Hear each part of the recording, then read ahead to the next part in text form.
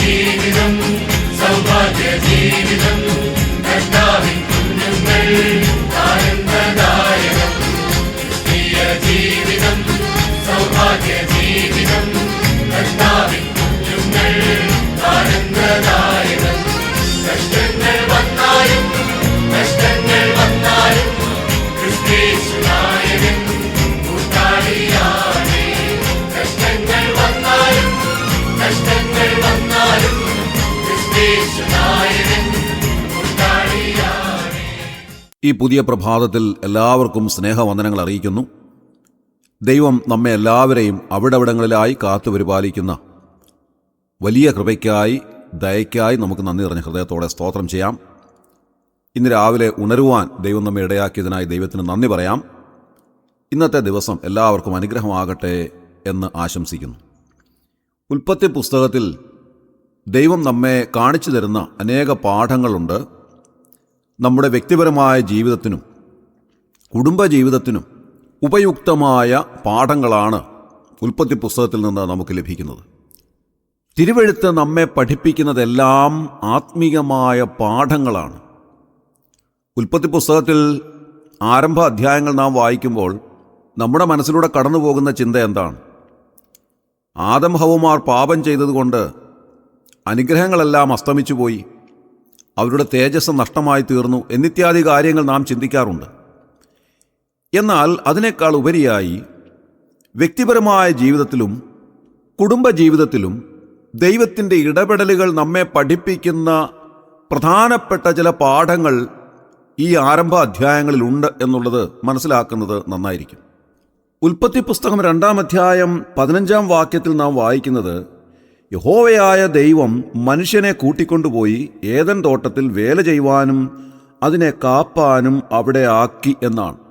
ഇതിൻ്റെ new king James വേർഷനിലെ പരിഭാഷ ഇങ്ങനെയാണ്: Then the Lord God took the man and put him in the Garden of Eden to tend and keep it. പദപ്രയോഗങ്ങൾ നോക്കുക. ദൈവം ആദമിനെ തനിയെ കൂട്ടിക്കൊണ്ടുപോവുകയായിരുന്നു, കൂട്ടിക്കൊണ്ടുപോയി ഏദനിൽ ആക്കുകയായിരുന്നു. എന്തായിരുന്നു അവൻ്റെ ജോലി? ഏദൻ തോട്ടത്തിൽ വേല ചെയ്യുവാനും അതിനെ കാപ്പാനും അവിടെ ആക്കിയെന്നാണ് എഴുതിയിരിക്കുന്നത്. To tend and keep the garden.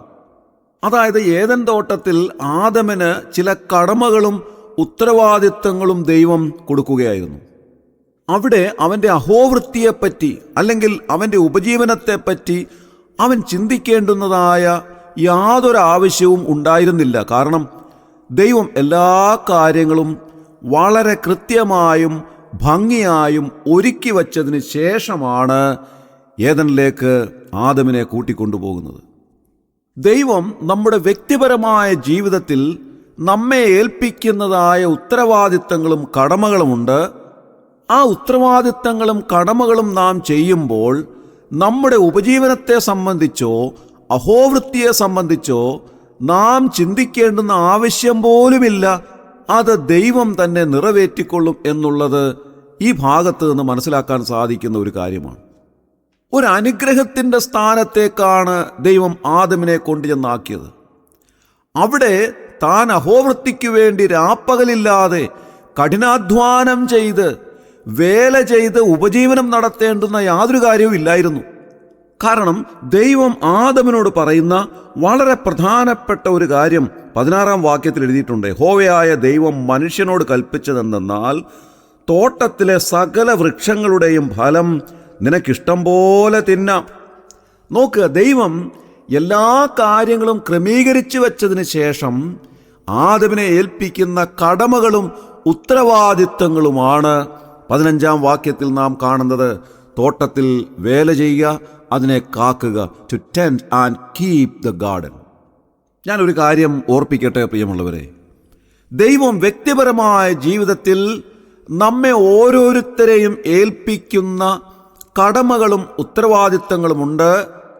അത് തിരിച്ചറിയുവാൻ നമുക്ക് സാധിക്കേണ്ടത് ആവശ്യമാണ്. ആ കടമകളും ഉത്തരവാദിത്തങ്ങളുമാണ് നാം നിറവേറ്റേണ്ടുന്നത്. അത് നാം ചെയ്യുമ്പോൾ നമ്മുടെ ഉപജീവനത്തെപ്പറ്റി നാം ചിന്തിക്കേണ്ടുന്ന ആവശ്യമേയില്ല. കാരണം ദൈവം നമ്മെ കടമകളും ഉത്തരവാദിത്തങ്ങളും ഏൽപ്പിച്ചിട്ടുണ്ടെങ്കിൽ പൂർണ്ണ സമയം നാം അത് ചെയ്യുവാൻ തക്കവണ്ണം ദൈവം നമ്മെ നിയോഗിച്ചിട്ടുണ്ടെങ്കിൽ നമ്മുടെ അഹോവൃത്തിയെ സംബന്ധിച്ചുള്ള എല്ലാ കാര്യങ്ങളും ദൈവം തന്നെ ഒരുക്കി വച്ചിരിക്കുന്നു എന്നുള്ളത് കാണുവാൻ നമുക്ക് സാധിക്കും, കണ്ടു മനസ്സിലാക്കുവാനും അറിയുവാനും നമുക്ക് സാധിക്കും. ഇനി രണ്ടാമത്തെ ഭാഗം നോക്കുക. ഉൽപ്പത്തി പുസ്തകം 3-ാം അധ്യായം 23-ാം വാക്യത്തിൽ എഴുതിയിരിക്കുന്നത്, അവനെ എടുത്തിരുന്ന നിലത്ത് കൃഷി ചെയ്യേണ്ടതിന് യഹോവയായ ദൈവം അവനെ ഏദൻ തോട്ടത്തിൽ നിന്ന് പുറത്താക്കി എന്നാണ്. അതിൻ്റെ ഇംഗ്ലീഷ് പരിഭാഷയിൽ നാം കാണുന്നത്, Therefore the Lord God sent him out of the garden of Eden to till the ground from which he was taken. To till the ground എന്ന് പ്രത്യേകം എഴുതിയിട്ടുണ്ട്. അതായത് അവൻ കഷ്ടപ്പെട്ട് ജോലി ചെയ്യുവാനും അഹോവൃത്തി കഴിക്കുവാനും അവൻ നിലത്ത് കിളയ്ക്കുവാനും ഇടയാകണം. അങ്ങനെ അവനെ ഏദൻ തോട്ടത്തിൽ നിന്ന് പുറത്താക്കി എന്ന് തന്നെയാണ് രേഖപ്പെടുത്തിയിട്ടുള്ളത്. നോക്കുക, അവിടെ ആദം തനിയെയല്ല, ഹൗവയും കൂടെ ഉണ്ട്. ഒരു കുടുംബത്തെയാണ് നാം കാണുന്നത്. ഒരു കുടുംബത്തിൻ്റെ ഉപജീവനവും അഹോവൃത്തിയും നാം അവിടെ കാണുകയാണ്. ദൈവം ആദ്യം ആദമിനെ ഏൽപ്പിച്ച കടമകളും ഉത്തരവാദിത്തങ്ങളും നിറവേറ്റാൻ ആദമിന് സാധിച്ചില്ല. അതിൽ ആദം പരാജയപ്പെട്ടു പോയി. ആ കടമകളും ഉത്തരവാദിത്തങ്ങളും കൃത്യമായി ചെയ്തുകൊണ്ടിരുന്നപ്പോൾ ആദമിന് ഉപജീവന മാർഗത്തെപ്പറ്റി ചിന്തിക്കേണ്ടുന്ന ആവശ്യമേ ഉണ്ടായിരുന്നില്ല. അവിടെ താൻ സുഭിക്ഷമായി കഴിക്കുവാനുള്ള എല്ലാ കാര്യങ്ങളും ദൈവം ഒരുക്കി വച്ചിരുന്നു. അനുഗ്രഹത്തിൻ്റെ സ്ഥാനമായിരുന്നു. എന്നാൽ രണ്ടാമത് നാം വായിച്ച ഭാഗത്തോ, അവിടെ താൻ തനിയെ തൻ്റെ ഉപജീവനത്തിന് വേണ്ടിയുള്ള കാര്യങ്ങൾ ജോലി ചെയ്ത് കഷ്ടപ്പെട്ട് അഹോവൃത്തി നടത്തേണ്ടുന്നതായ ഒരു സ്ഥിതിയിലേക്ക് താൻ വന്നിരിക്കുന്നു. ഇനി നമ്മിലേക്ക് വരാം. നാം എല്ലാവരും ജോലി ചെയ്യുന്നവരാണ്, അധ്വാനിക്കുന്നവരാണ്. ഞാനൊരു ചോദ്യം ചോദിക്കുവാൻ ആഗ്രഹിക്കുന്നു.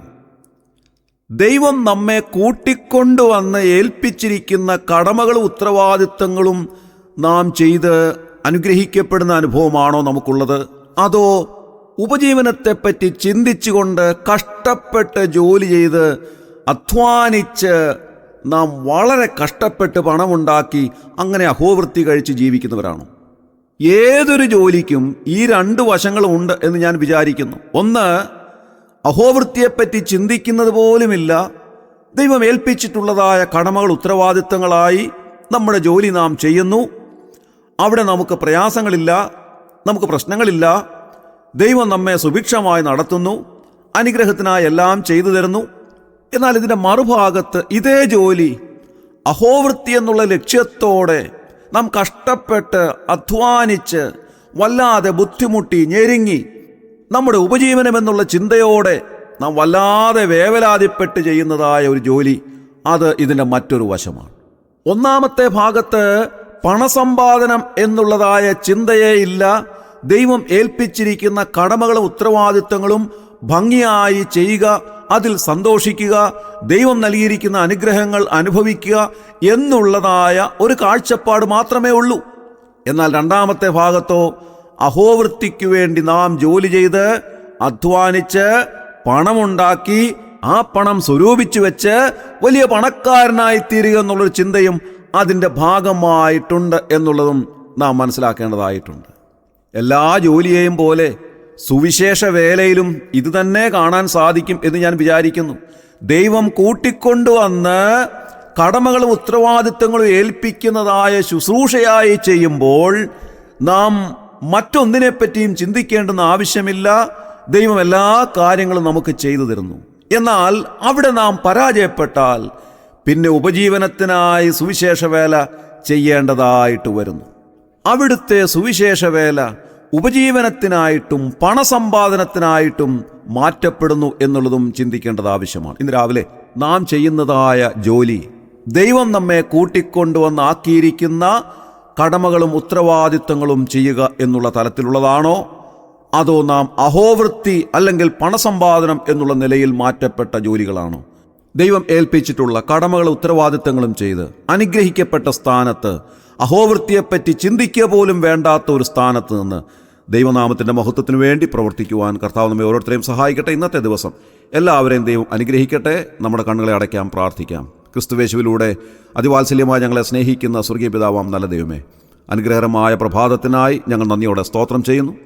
ഇന്നത്തെ ദിവസം കർത്താവെ, അവിടുന്ന് ഞങ്ങളെ കൂട്ടിക്കൊണ്ടുവന്നാക്കിയിരിക്കുന്ന സ്ഥാനത്ത് നിന്നുകൊണ്ട് അവിടുന്ന് ഏൽപ്പിച്ച കടമകളും ഉത്തരവാദിത്തങ്ങളും ചെയ്യുവാൻ ഞങ്ങളെ സഹായിക്കണമേ. ആ നിലയിൽ കർത്താവെ, അനുഗ്രഹിക്കപ്പെട്ട സ്ഥാനത്ത് ജീവിപ്പാൻ ഞങ്ങളെ ഇടയാക്കണമെന്ന് പ്രാർത്ഥിക്കുന്നു. അവിടുന്ന് ഏൽപ്പിച്ച കടമകളും ഉത്തരവാദിത്തങ്ങളും കൃത്യമായി ചെയ്യാതെ അവിടുന്ന് പുറത്താക്കിയിട്ട് ഉപജീവനത്തിനായി ചെയ്യുന്ന ജോലികളായി ചെയ്യുവാൻ ഞങ്ങളെ അനുവദിക്കരുതേ എന്ന് പ്രാർത്ഥിക്കുന്നു കർത്താവ്. ഇന്നത്തെ ദിവസം എല്ലാവർക്കും അനുഗ്രഹത്തിനായി സമ്മാനിക്കണമേ. എല്ലാവരെയും അവിടുന്ന് കാത്തു പരിപാലിക്കണമേ. എല്ലാവരെയും അനുഗ്രഹിക്കണമേ. ഞങ്ങളുടെ പ്രാർത്ഥന കേട്ടനായ സ്തോത്രം. ഞങ്ങളുടെ കർത്താവ് രക്ഷിതാവുമായ യേശു ക്രിസ്തുവിൻ ധന്യമായ നാമത്തിൽ തന്നെ ആമേൻ.